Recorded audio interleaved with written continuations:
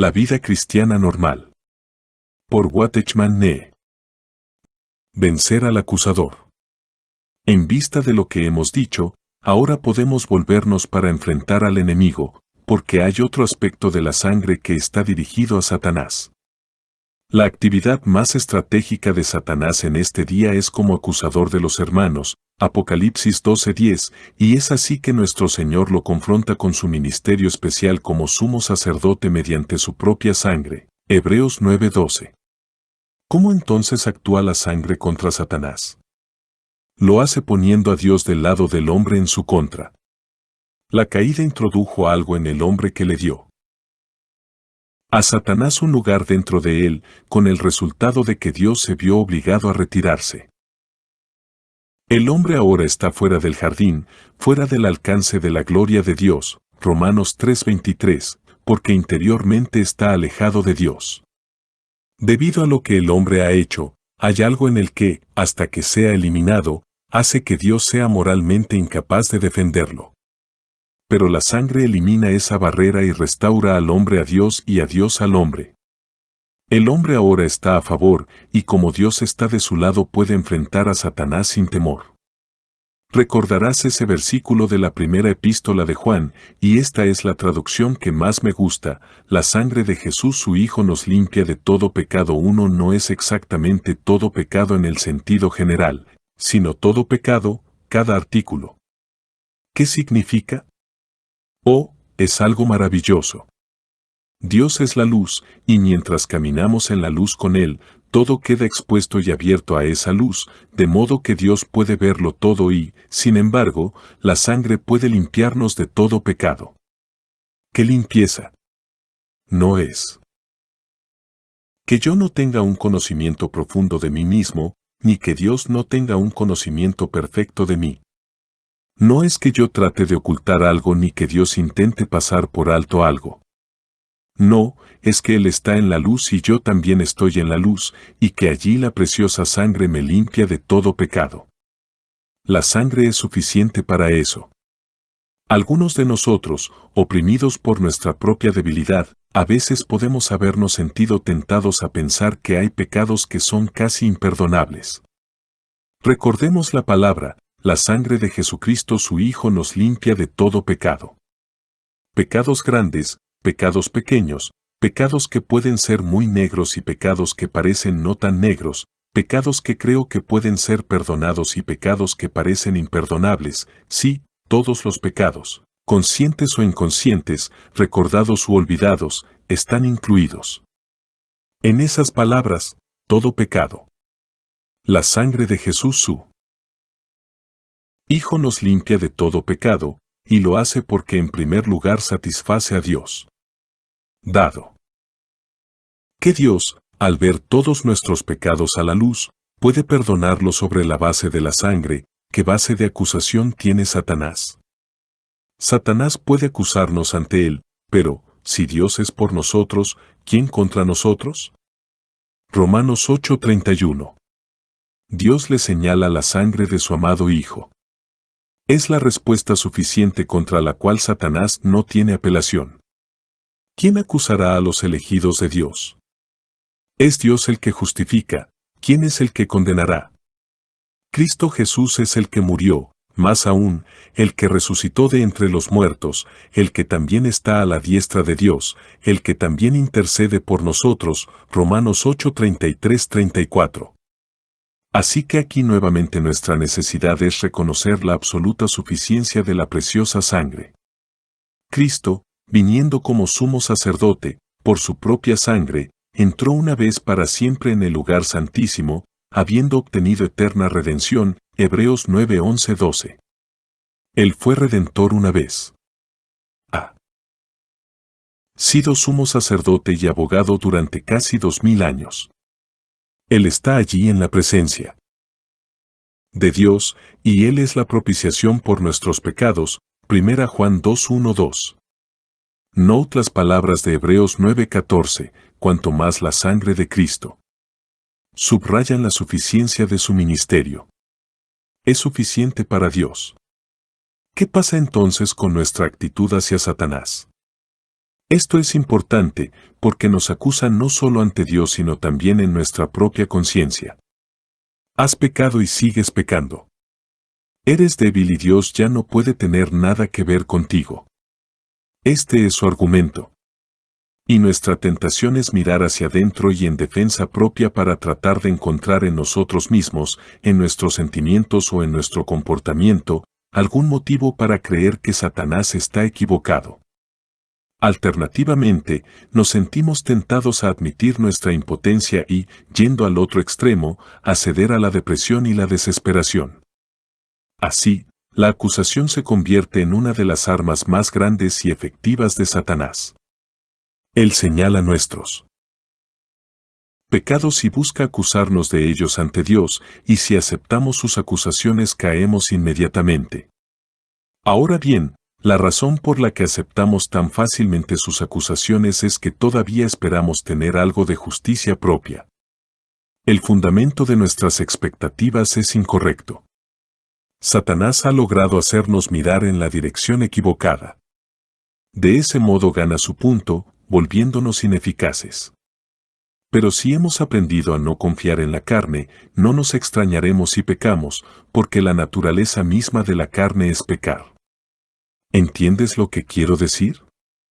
Debido a que no hemos llegado a apreciar nuestra verdadera naturaleza y a ver cuán impotentes somos, todavía tenemos alguna expectativa en nosotros mismos, con el resultado de que, cuando Satanás viene y nos acusa, caemos bajo ella. Dios es muy capaz de lidiar con nuestros pecados, pero no puede tratar con un hombre acusado, porque tal hombre no confía en la sangre. La sangre habla a su favor, pero lo suyo es escuchar a Satanás. Cristo es nuestro abogado, pero nosotros, los acusados, estamos del lado del acusador. No hemos reconocido que somos indignos de otra cosa que no sea la muerte, que, como veremos en breve, de todos modos solo somos dignos de ser crucificados. No hemos reconocido que es solo Dios quien puede responder al acusador y que en la preciosa sangre ya lo ha hecho. Nuestra salvación está en mirar al Señor Jesús y en ver que la sangre del Cordero ha afrontado toda la situación creada por nuestros pecados y la ha respondido. Esa es la base segura sobre la que nos apoyamos. Nunca debemos intentar responder a Satanás con nuestra buena conducta, sino siempre con la sangre. Sí, somos pecadores, pero, alabado sea Dios, la sangre nos limpia de todo pecado. Dios mira la sangre con la que su Hijo ha hecho frente a la acusación y Satanás ya no tiene terreno de ataque. Nuestra fe en la preciosa sangre y nuestra negativa a ser movidos de esa posición son lo único que puede silenciar sus acusaciones y ponerlo en fuga. Romanos 8:33-34, y así será hasta el fin, Apocalipsis 12:11. Oh, qué emancipación sería si viéramos más del valor de los ojos de Dios de la preciosa sangre de su amado Hijo. Capítulo 2, la cruz de Cristo. Hemos visto que Romanos 1 al 8 se divide en dos secciones, en la primera de las cuales se nos muestra que la sangre trata de lo que hemos hecho, mientras que en la segunda veremos que la cruz 2 trata de lo que somos. Necesitamos la sangre para el perdón, también necesitamos la cruz para la liberación.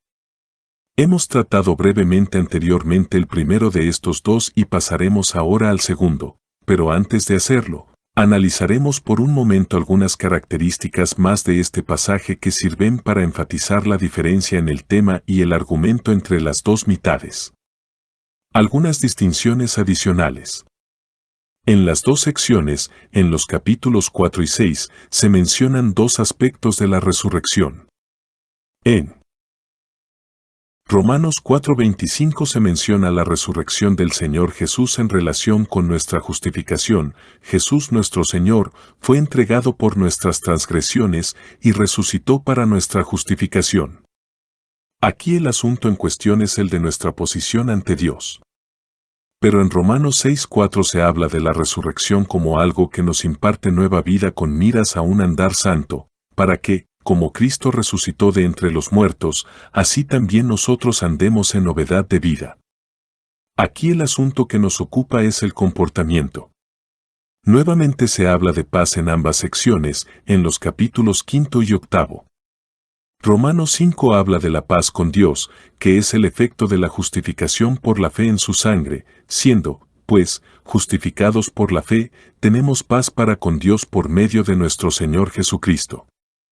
Romanos 5:1, esto significa que, ahora que tengo el perdón de mis pecados, Dios ya no será una causa de temor y problemas para mí. Yo, que era enemigo de Dios, he sido reconciliado, por la muerte de su Hijo, Romanos 5:10. Sin embargo, muy pronto descubro que voy a ser una gran causa de problemas para mí mismo.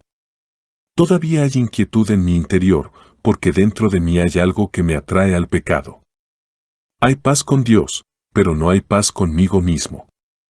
De hecho, hay una guerra civil en mi propio corazón.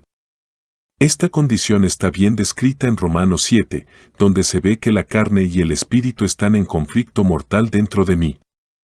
Pero a partir de esto el argumento conduce en el capítulo 8 a la paz interior de andar en el espíritu.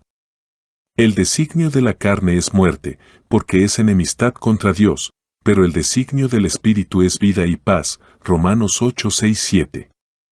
Mirando aún más lejos, encontramos que la primera mitad de la sección trata en términos generales de la cuestión de la justificación, ver, por ejemplo, Romanos 3, 24, 26, 4, 5, 4, 25, mientras que la segunda mitad tiene como tema principal la correspondiente cuestión de la santificación, Romanos 6, 19, 622. Cuando conocemos la preciosa verdad de la justificación por la fe, todavía conocemos solo la mitad de la historia. Todavía solo hemos resuelto el problema de nuestra posición ante Dios. A medida que avanzamos, Dios tiene algo más que ofrecernos, a saber, la solución del problema de nuestra conducta, y el desarrollo del pensamiento en estos capítulos sirve para enfatizar esto. En cada caso, el segundo paso sigue al primero, y si solo conocemos el primero, entonces todavía estamos llevando una vida cristiana subnormal. ¿Cómo entonces podemos vivir una vida cristiana normal? ¿Cómo entramos? Bueno, por supuesto, inicialmente debemos tener perdón de pecados, debemos tener justificación, debemos tener paz con Dios, estos son nuestro fundamento indispensable. Pero con esa base verdaderamente establecida a través de nuestro primer acto de fe en Cristo, de lo anterior queda claro que debemos pasar a algo más.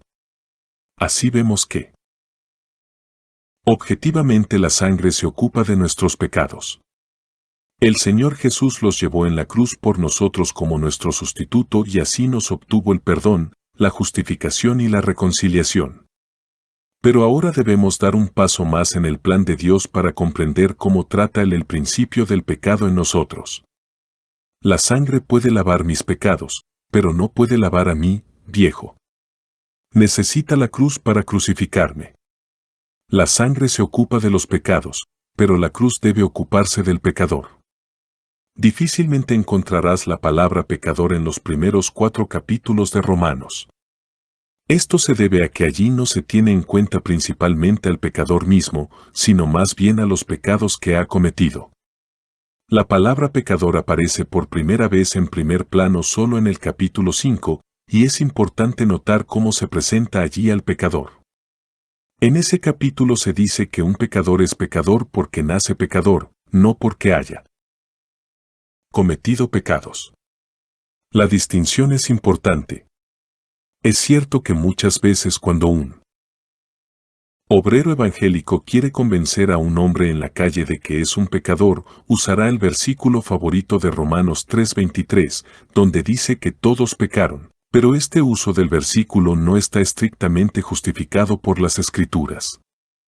Quienes lo usan así corren el peligro de argumentar en sentido contrario, porque la enseñanza de Romanos no es que somos pecadores porque cometemos pecados, sino que pecamos porque somos pecadores. Somos pecadores por constitución más que por acción. Como lo expresa Romanos 5:19, por la desobediencia de un solo hombre, muchos fueron hechos, o constituidos, pecadores. ¿Cómo fuimos constituidos pecadores? Por la desobediencia de Adán. No nos convertimos en pecadores por lo que hemos hecho, sino por lo que Adán ha hecho y en lo que se ha convertido. Hablo inglés, pero no por eso soy inglés. De hecho, soy chino. Entonces, el capítulo 3 llama nuestra atención sobre lo que hemos hecho. Todos hemos pecado, pero no es porque lo hayamos hecho que nos convertimos en pecadores. Una vez le pregunté a una clase de niños, ¿quién es un pecador? Y su respuesta inmediata fue, el que peca. Sí, quien peca es pecador, pero el hecho de que peque es meramente la evidencia de que ya es pecador, no es la causa. Quien peca es pecador, pero es igualmente cierto que quien no peca, si es de la raza de Adán, también es pecador y necesita redención. ¿Me sigues? Hay malos pecadores y hay buenos pecadores, hay pecadores morales y hay pecadores corruptos, pero todos son igualmente pecadores. A veces pensamos que si no hubiéramos hecho ciertas cosas todo estaría bien, pero el problema es mucho más profundo que lo que hacemos, reside en lo que somos. Un chino puede nacer en Estados Unidos y no saber hablar chino en absoluto, pero es chino a pesar de todo, porque nació chino. Es el nacimiento lo que cuenta. Así que soy pecador no de mi conducta sino de mi herencia. De mi ascendencia. No soy pecador porque peco, sino que peco porque vengo del linaje equivocado. Peco porque soy un pecador. Somos propensos a pensar que lo que hemos hecho es muy malo, pero que nosotros mismos no lo somos tanto. Dios se está esforzando por mostrarnos que nosotros mismos estamos equivocados, fundamentalmente equivocados. La raíz del problema es el pecador, hay que tratar con él. Nuestros pecados son tratados con la sangre, pero nosotros mismos somos tratados con la cruz. La sangre procura nuestro perdón por lo que hemos hecho, la cruz procura nuestra liberación de lo que somos. El estado del hombre por naturaleza. Llegamos, por tanto, a Romanos 5:12-21. En este gran pasaje, la gracia se contrasta con el pecado y la obediencia de Cristo se opone a la desobediencia de Adán. Se coloca al comienzo de la segunda sección de Romanos 5:12-8:39, de la que ahora nos ocuparemos. Particularmente, y su argumento conduce a una conclusión que se encuentra en la base de nuestras meditaciones posteriores. ¿Cuál es esa conclusión? Se encuentra en el versículo 19 ya citado, porque así como por la desobediencia de uno solo los muchos fueron hechos pecadores, así también por la obediencia de uno solo los muchos serán hechos justos. Aquí el Espíritu de Dios busca mostrarnos primero lo que somos y luego cómo llegamos a ser lo que somos. Al comienzo de nuestra vida cristiana nos preocupa nuestro hacer, no nuestro ser, nos angustiamos más por lo que hemos hecho que por lo que somos. Pensamos que si pudiéramos rectificar ciertas cosas seríamos buenos cristianos y, por lo tanto, nos propusimos cambiar nuestras acciones. Pero el resultado no es el que esperábamos. Descubrimos, para nuestra consternación, que se trata de algo más que un simple caso de problemas externos, que, de hecho, hay problemas más serios en el interior. Tratamos de agradar al Señor, pero encontramos algo en nuestro interior que no quiere agradarle. Intentamos ser humildes, pero hay algo en nuestro ser que se niega a ser humilde. Tratamos de ser amorosos, pero por dentro nos sentimos muy poco amorosos. Sonreímos y tratamos de parecer muy amables, pero interiormente nos sentimos decididamente descorteses. Cuanto más intentamos rectificar las cosas en el exterior, más nos damos cuenta de lo profundamente arraigado que está el problema en el interior. Luego venimos al Señor y decimos, Señor, ahora lo veo. No solo lo que he hecho está mal, estoy equivocado. La conclusión de Romanos 5:19 está empezando a comprendernos. Somos pecadores. Somos miembros de una raza de personas que son constitucionalmente distintas de lo que Dios quiso que fueran. Con la caída tuvo lugar un cambio fundamental en el carácter de Adán por el cual se convirtió en pecador, alguien constitucionalmente incapaz de agradar a Dios. Y el parecido familiar que todos compartimos no es meramente superficial, sino que se extiende también a nuestro carácter interior. Hemos sido pecadores constituidos. ¿Cómo se llegó a esto? Por la desobediencia de uno, dice Pablo. Permítanme intentar ilustrar esto. Mi nombre es Nee. Es un nombre chino bastante común. ¿Cómo llegué a ello? Yo no lo elegí. No revisé la lista de posibles nombres chinos y seleccioné este. Que mi nombre sea Nee, de hecho, no es culpa mía en absoluto y, además, nada de lo que pueda hacer puede alterarlo. Soy Nee porque mi padre era Nee y mi padre era Nee porque mi abuelo era Nee. Si actúo como un Nee soy un Nee, y si actúo como un Nee sigo siendo un Nee. Si llego a ser presidente de la República China, soy un Nee, o si me convierto en un mendigo en la calle, sigo siendo un Nee. Nada de lo que haga o deje de hacer me convertirá en otra persona que no sea Nee. Somos pecadores no por nosotros mismos sino por Adán. No soy pecador porque haya pecado individualmente, sino porque estaba en Adán cuando él pecó. Porque por nacimiento vengo de Adán, por lo tanto soy parte de él. Es más, no puedo hacer nada para cambiar esto. Al mejorar mi conducta no puedo hacerme más que parte de Adán y, por tanto, pecador. Una vez, en China, estaba hablando en este tono y comenté, todos hemos pecado en Adán. Un hombre dijo, no entiendo, así que traté de explicarlo de esta manera. Todos los chinos tienen su origen en Huang Ti, dije. Hace más de 4000 años tuvo una guerra con Siyu.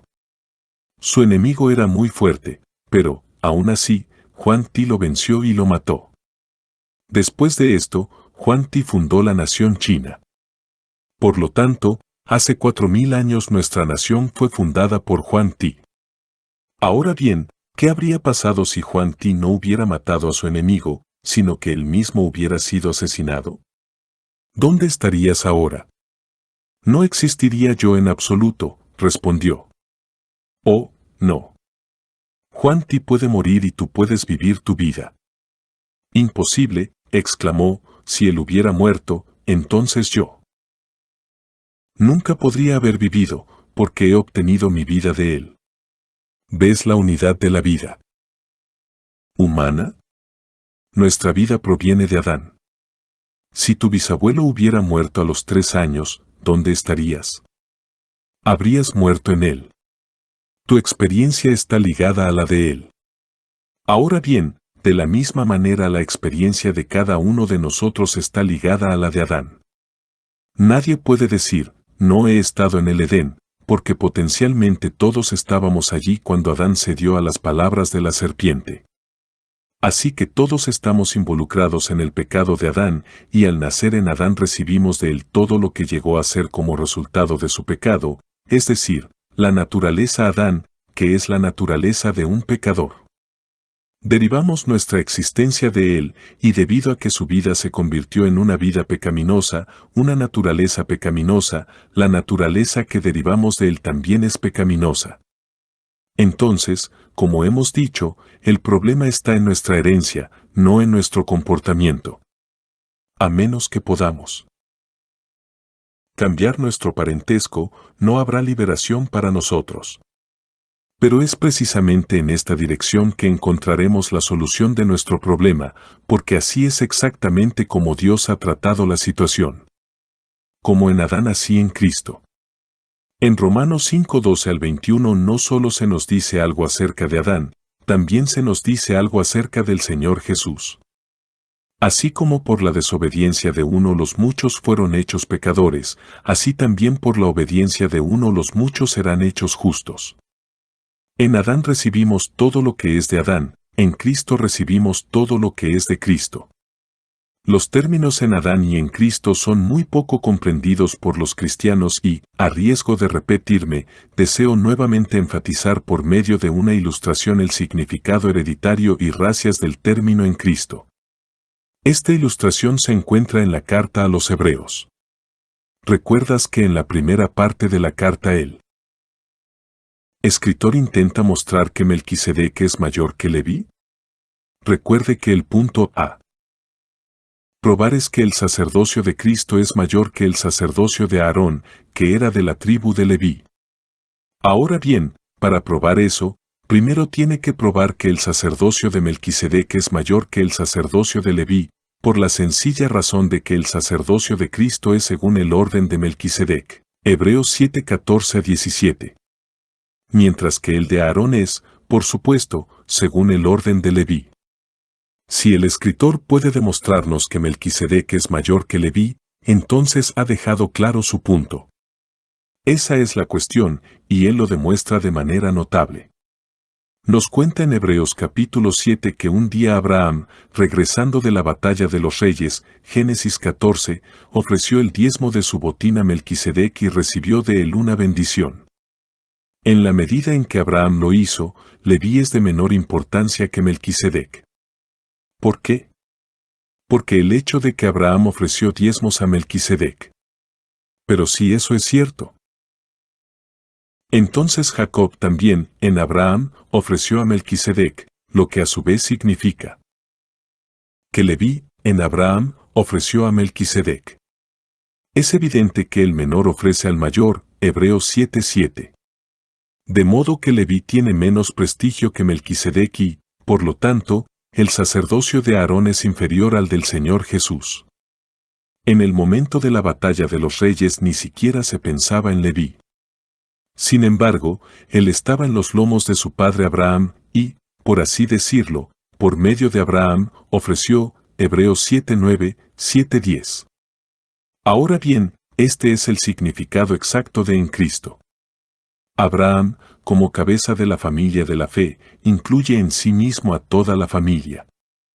Cuando él ofreció a Melquisedec, toda la familia ofreció en él a Melquisedec. No ofrecieron separadamente como individuos, sino que estaban en él, y por eso al hacer su ofrenda incluyó consigo mismo toda su simiente. Entonces se nos presenta una nueva posibilidad. En Adán todo estaba perdido. Por la desobediencia de un hombre todos fuimos constituidos pecadores. Por él entró el pecado y por el pecado la muerte, y en toda la raza el pecado reinó hasta muerte desde aquel día. Pero ahora un rayo de luz se proyecta sobre la escena. A través de la obediencia de otro podemos ser constituidos justos. Donde abundó el pecado, sobreabundó la gracia, y así como el pecado reinó para muerte, así también la gracia reine por la justicia para vida eterna por Jesucristo nuestro Señor. Romanos 5:19-21. Nuestra desesperación está en Adán, nuestra esperanza está en Cristo. El camino divino de la liberación. Dios claramente tiene la intención de que esta consideración conduzca a nuestra liberación práctica del pecado. Pablo deja esto muy claro cuando abre el capítulo 6 de su carta con la pregunta, ¿continuaremos en pecado? Todo su ser retrocede ante la sola sugerencia. Dios no lo quiera, exclama. ¿Cómo podría un Dios santo estar satisfecho con tener hijos impíos y encadenados por el pecado? Y entonces, ¿cómo vamos a seguir viviendo allí? Romanos 6:1-2. Por lo tanto, seguramente Dios ha hecho provisiones adecuadas para que seamos libres del dominio del pecado. Pero aquí está nuestro problema.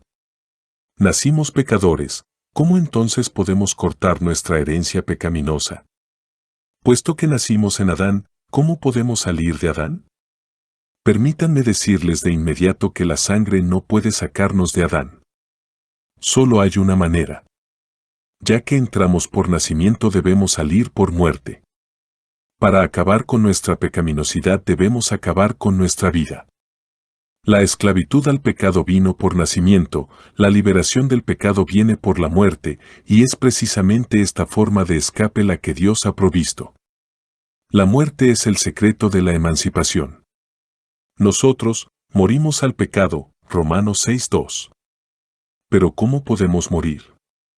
Algunos de nosotros hemos intentado con todas nuestras fuerzas deshacernos de esta vida pecaminosa, pero la hemos encontrado muy tenaz. ¿Dónde está la salida? No es tratando de suicidarnos, sino reconociendo que Dios ha tratado con nosotros en Cristo.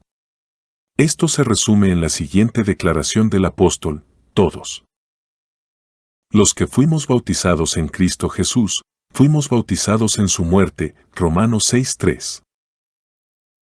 Asamblea en Santo Domingo Este. Escrito por el hermano Watchman Nee en el año 1951. Para más información comuníquese con este número de WhatsApp: 1-829-747-1995.